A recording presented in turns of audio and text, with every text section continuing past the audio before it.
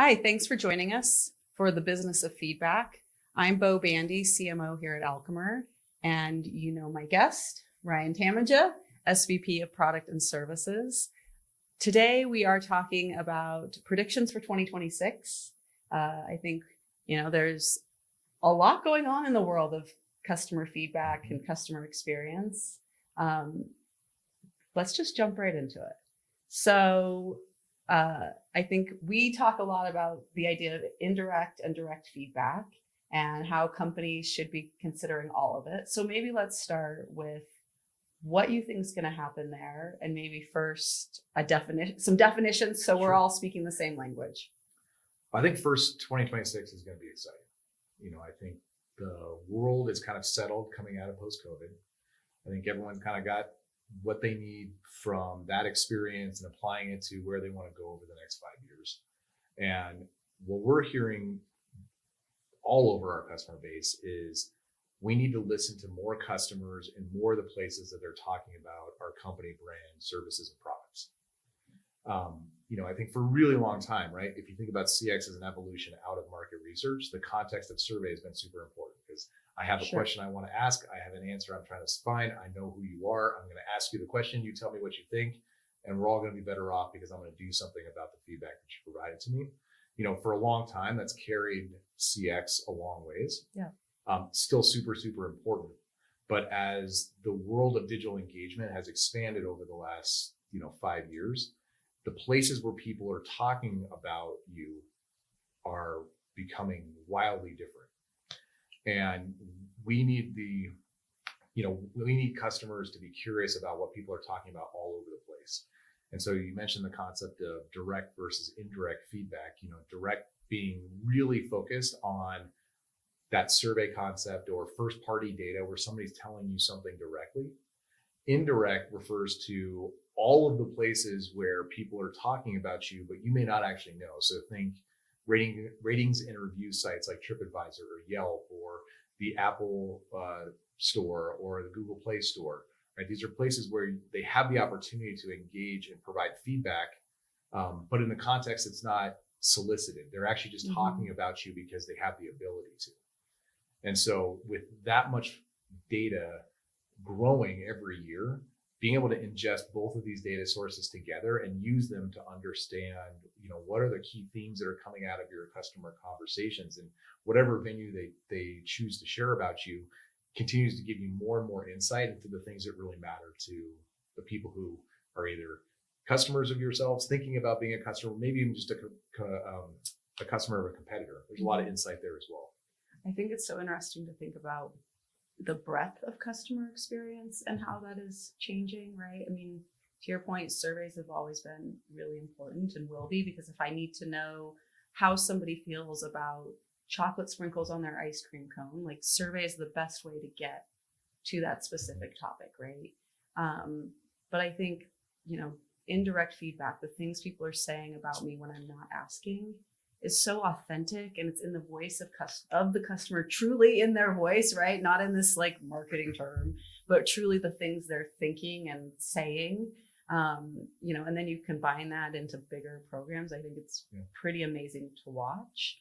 What do you think people are going to do this year with this kind of breadth of feedback?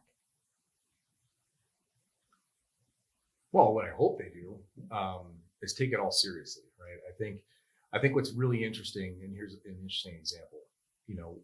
Many of our customers use our direct feedback collection in their mobile apps or on their website. What we find is almost exclusively they're talking about the experience of using the app or the experiences that they're engaging with through the digital context. But when you look at what they're talking about on the Google Play or App Store ratings and review pages, it's about the app experience and download or login or performance of the app. And if you didn't combine those two perspectives, you'd be missing out on some really valuable perspective. And so, what I'm hoping is that as people start to expand the channels of where they're collecting their feedback, they're seeing the value of the different places that where they talk about different concepts. So they get a much more 360 view of how customers feel about their experience. I think one of the things that has been interesting to see over the last 6 years here at Alchemer is we used to be very prescriptive in surveys. So you'd want to write the right methodology and ask the right questions in a non-biased way to try to solicit the information that you're looking for your customer. And so you have to be very specific about when I ask, what I ask, and how I ask it. With the advancement in AI and LLMs and kind of tools that help you make sense of data at scale, you don't have to be quite as prescriptive anymore. You can just ask for what that customer is thinking about in the moment. Which what you'll find is if you do that at scale, you're going to get all the emotion and you're going to get the passion and you're going to get the depth of what they think is the most important to them in the moment, which is the most valuable feedback they can provide.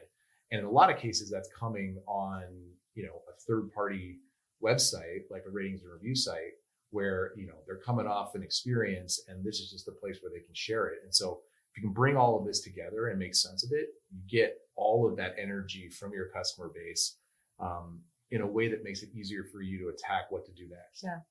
I love your descriptor of you hope they take it seriously, because I think one of the things we talk about, and to your last comment of they can attack it and do that, I don't know, maybe a faster, more efficient way than they have in the past. I think the companies that take all of this feedback in and take it seriously have such a competitive advantage, right? To act more quickly maybe than others in their space.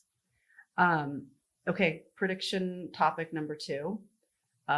No surprise, because if you are alive on planet Earth today, you are talking about the topic of AI. So let's talk about it in the context of what does AI mean for customer experience in 2026? What are we going to see? I think first, and again, it's kind of an Alchemer approach to AI, but AI needs to be a technology that's deployed to solve specific problems, right? Like having a pragmatic approach that's accessible for people in the mission of what you're trying to go do is really important, right? Technology trying to find a problem makes AI kind of not as valuable. And so what I think is, especially for us, we're going to continue to deploy technology to help solve problems. And the biggest problem that I have that I talk to our customers about is I think it's easy to get to the anecdotal stories of what to do to improve your customer experience or learn more from your customers, right? I think people get this mythology around, the top 5 big themes, right? Because there's enough volume in the number of points of feedback, or enough volume in the intensity of how people share feedback with you, that it's easy to get that top 5. It's really hard to get to the next 5, and then it's next to impossible to get to the next 5. And so what I think AI is going to really rotate into in 26 is the ability to see deeper, faster, and bring things forward that will inspire curiosity to go to that next level or 2 or 3 levels deeper to solve the problems that may or may not be like on the surface. I think, again, one of the challenges we have in CX is that there could be a really large issue with a product that could take a year to fix, right? That doesn't mean you can't do anything to help improve your customer experience, but being able to see deeper, faster with this scale of feedback that's coming through your indirect and direct channels gives you lots of options. And when you tie that to operational data that comes through your integration capabilities or however you're trying to tie it back to a business result, I've always found that going and talking to your CFO about 10 ideas that you have is way better than having one idea. Because there's flexibility in being able to talk through the business cases and the return cases on what you would do and why. And I think the deeper you can get faster using AI, just gives you an advantage because you can get so much depth so quickly that you can have a game plan for multiple different scenarios that gives you flexibility in how you go deploy those improvements. I mean, I think as a marketer, I might say it differently or think about it differently in that it also gives me just better segmentation. For sure. Right. So if we identify, we have a lot of customer feedback around people don't like the red sweater. If I dig in, right, I can suddenly much more quickly and easily understand that, like, well, actually, you know what, it's the red sweater, but in Miami, they don't need a red sweater. So it's actually not a problem with this customer segment. And It turns out that it's not a great fit for, I don't know, teen girls, right? So like, that's not my segment, right? But if it can help me figure out my segments so much faster, I think that's just amazing potential, right? To hit the right audience the first time, solve the problem the first time. Well, again, like your example of the red sweater, if you don't understand what's driving the negative sentiment around the red sweater and the impact that you have on red sweater sales, you may actually be making the wrong decision. So if you're selling red sweaters and there's a whole bunch of negative feedback in Lansing or not Ann Arbor, Michigan about it, your sales may still be there because there's a bunch of Ohio State fans that live in Ann Arbor, but all the people talking about it are Michigan fans and they don't like the color red. So I think there's context that needs to get put into the conversation where you can leverage tools like AI and LLMs to help you see the problem in different ways and cut the data differently so that you have all of the context to make the right decision to improve that experience that you're focused on. Love that. I love that it's gonna, it's gonna solve lots of problems, right? But it's built to solve CX problems. And I think that's going to be fun to watch people grab hold of this year. We have a big data complexity issue at CX, and this helps you sort through it at scale, and again, it like helps you leapfrog in the maturity curve. So instead of having to like dig through the data on your way up to an answer, it's actually going to help expose more of the answers right up front to allow you to dig into the data versus have to sort bottoms up. Yep, I love that. Should we talk about prediction number 3? Sure. So the topic is consolidation, but I want to talk about it from 2 sides. So I think first, I'll tee them both up, but first, just in the CX vendor space, oh my gosh, like the second half of 2025 there's been a lot going on, right? Very few CX platform users, right, have been unaffected by a change, right? They've seen their vendor make some sort of a shift this year. The other side of that is actually CX practitioners. Even though as an industry, we're getting better at proving our value and showing the return on CX investment, there's still budget pressure, right? So there's still pressure to consolidate tools. So let's talk about consolidation, maybe start with the market and then tools. Cool. Well, I think what's been interesting over the last 2 years, even 3 if you include us, is there's been a shift on the major players being owned by private equity firms. And, we're in that bucket as well. Yep. And what's been interesting to watch is as the Magic Quadrant had 12 people in it 3 years ago, and then it was 10, and now it's somewhere between 6 and 8. There's a drive. Again, I think there's a drive to provide. So back to the indirect and direct. There's a drive to provide more capabilities within the single platform. That is just full stop what's driving the consolidation in our space. Now, the private equity backed business model means let's go acquire those and bring them together and bring it best of breed in the market. And you're seeing that with us and Chatmeter. Yep. You're seeing it with Pressgani and Qualtrics, for example. And then obviously before that, In Moment was purchased by Pressgani. So there's the consolidation there as well. But, we're starting to see, like you see in a lot of tech spaces, is that a couple of big players are starting to emerge as they consolidate all of the players together into specific offerings for specific market segments. So I think that's going to drive a lot of it.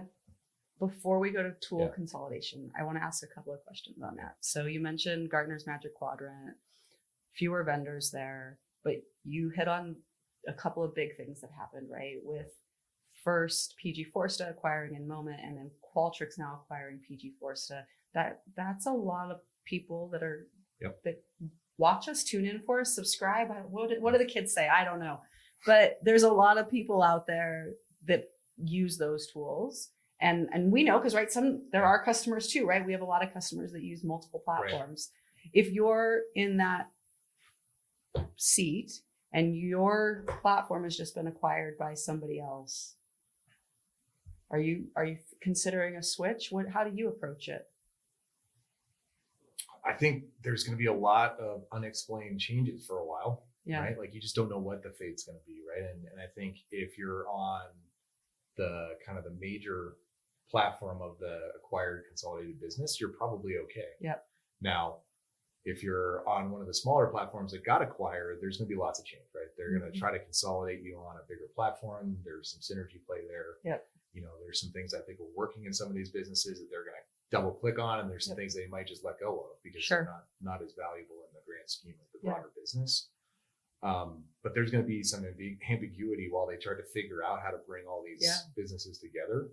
Well, because I guess, I mean, in that example, those were all pretty full featured CX platforms, not a lot of differentiation from one to the next, versus us acquiring Chatmeter. We're bringing a whole bunch of new capabilities to both customer sets, right? Yeah. It's not a replacement. It's, hey, we want you to have this and we want you to have this. And like, man, you just got all of this. So I think different that way. I think if you have overlapping capability in the new landscape, I would be very inquisitive about what they're thinking about doing with my product. Yeah.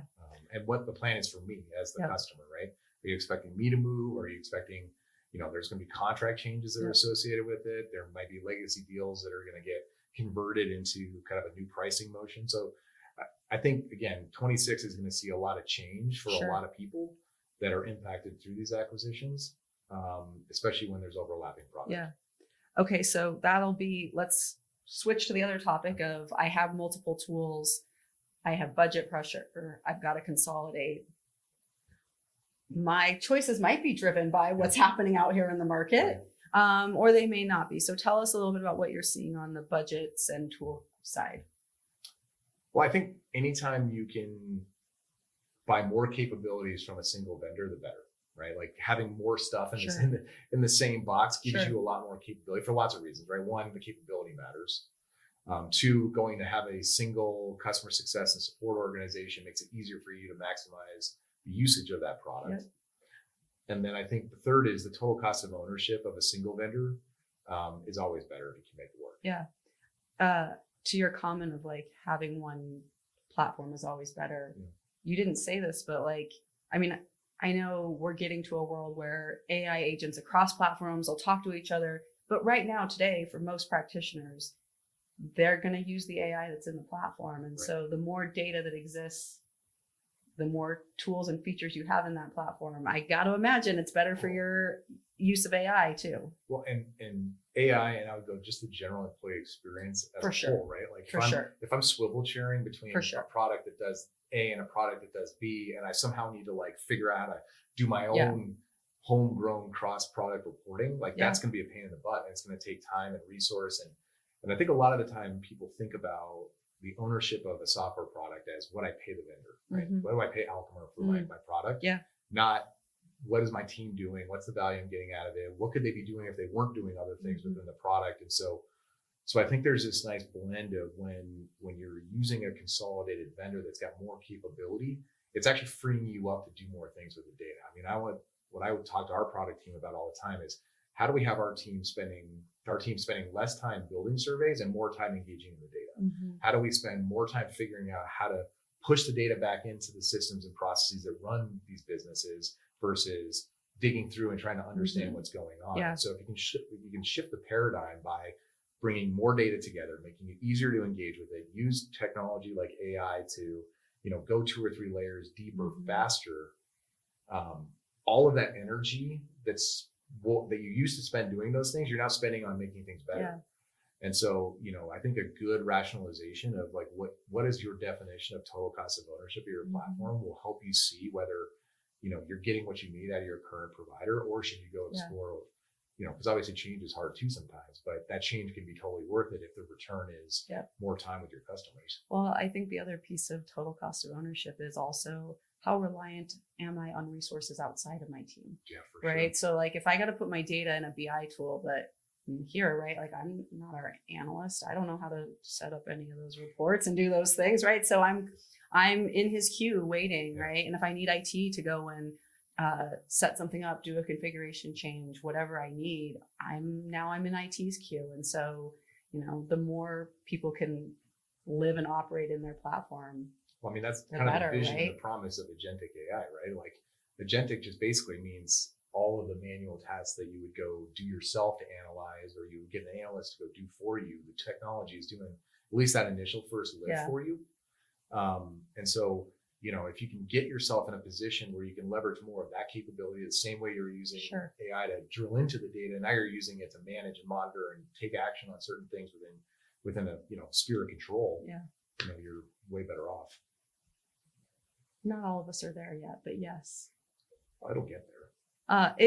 I mean, yes, it's there, and yes, it'll get better. I think my point is more that I think, and I'll just say for myself, right? Like, I haven't quite adopted AI fast enough to be ready for agents and to let all of that go. But like, AI moves really quickly. So in the 2027 podcast predictions podcast, we may already be there. And well, like I said, it's got to be approachable. It's got to be accessible. It's got to be deployed to solve a problem. Because that's the context that people engage with these tools, right? So if I just give you an AI tool and say, this will help you, and you're like, help me do what? Right. It's really hard to figure out how to go deploy it. But if you were like, hey, you log into the front page of your product, and on your dashboard page, there's 3 questions that are like, we looked at your data. Here are 3 things you might want to ask us. Yeah. Right. Like, it's already inspiring you to go deeper because it's doing that first level lift on what to go look at. And then it's helping guide you through that investigation process. Like, that makes AI accessible and easy to use and builds it into your day-to-day experience. For sure. Well, awesome. We've covered 3 predictions for 2026, right? We talked about how listening really is going to expand and encompass all different types of channels, whether that's direct or indirect, and play really important roles in feedback programs. We talked about how AI is purpose-built to solve a problem AI. We're going to see more and more of that, helping people, I think, get to the things that matter faster. And we've kind of talked about a lot of consolidation, right, at the market and at tools and budgets. Anything else for 26 you want to share? I think the last thing is, don't overlook the importance of employee experience, right? Like, I think a lot of people focus CX on product and retail locations, and, for sure, and all the things that is that front level engagement of your customer, digital experience and such. But the people that actually make all this possible for your customers, make it possible for your customers. And so I think as you're rationalizing your tools, or you're thinking about what do you want to go do from a CX perspective in 26, it's also, how do I leverage those same tools in the construct of engaging my employees where it matters to them, to understand what's working and not working. Because again, at the end of the day, like, people buy from people, right? You're engaging your customers every day in your stores or in your storefronts or in the digital concept. You're designing things for their experience. And if the employees don't feel like they understand where they fit within the vision and strategy and how they're delivering every day, right? That lack of purpose shows to your customers, right? That lack of passion shows up for your customers. And so I think the companies that continue to focus on how do I engage feedback inside of my entire hire to retire process are going to find way more lift, because they can push it right directly into the people that are making a difference for their customers every day. I mean, I love that for 2 reasons. I love, just to your point of like, the employee experience directly impacts the customer experience. And so understanding what that employee experience is so important. And I think you also snuck in there a reference back to our budget and tools consolidation, because I heard you say use the same platform for customers and employees, which, I love, right? Like, get more ROI out of your investment. But I also think that probably means you can start to layer up your data too, 100%. And understand those impacts. And so I love how maybe the CX and EX journeys are going to get closer together this year. If you're a quick service restaurant business, or you're a hotel chain, and you're getting a ton of positive feedback on Yelp or TripAdvisor about the people that are making the experience for you and your family, for example. If you don't have the EX data that makes that location special, and like what are they doing right? Right. You're not gonna be able to propagate it across your brand, right? Yep. And I think the only solve there is, right, it's not a product problem, it's not a location issue, it's not it's really related to the product itself, which are your people. Mhm. And how do you improve the product if your Yeah. people are your product? And that's, you learn from what you're doing really, really well, learn from some of the mistakes you're making, and then find ways to propagate Yeah. that across your employee base and deliver those experiences for your customers. Well, and even just to make it simple, because I love to start simple, like being able to overlay your employee sentiment on top of your NPS by location, right? And go, wow, my high performing locations, whether that's by sales or NPS, I also have a really high employee sentiment, Very engaged. right? Like I think a lot of organizations are going to benefit from starting to look at their data that way. 100%. Well, thank you for the bonus. We got 4 predictions out of you. We've covered end-to-end listening. We've covered AI. We've covered consolidation, and we've covered employee experience. Thanks for joining us for this episode of The Business of Feedback.